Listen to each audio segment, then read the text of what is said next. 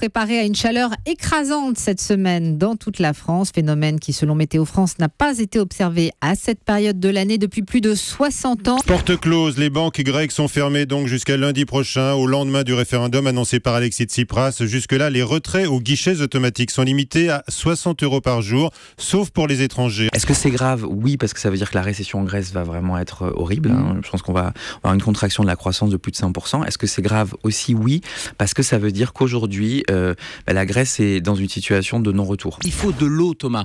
Pas de boissons sucrées, éviter la caféine, puisqu'on sait que la caféine a un effet diurétique. Évidemment, pas d'alcool, même l'apéro du soir, etc. Là, de l'eau simplement. Minimum, hein, ouais. Voilà, juste de l'eau et le fractionner en petite quantité tout au long de la journée et même de la nuit. 90 mosquées recensées en France qui sont dirigées même par des salafistes. Il faut les fermer, ces mosquées?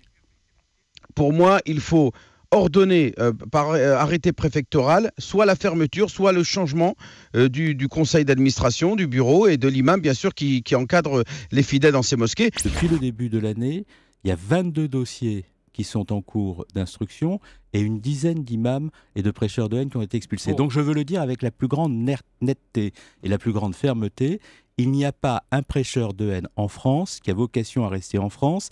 S'il est étranger, il sera expulsé. Et un maître mot, la solidarité. Prenez des nouvelles de votre entourage, de vos voisins. C'est ça le mot-clé en cette période.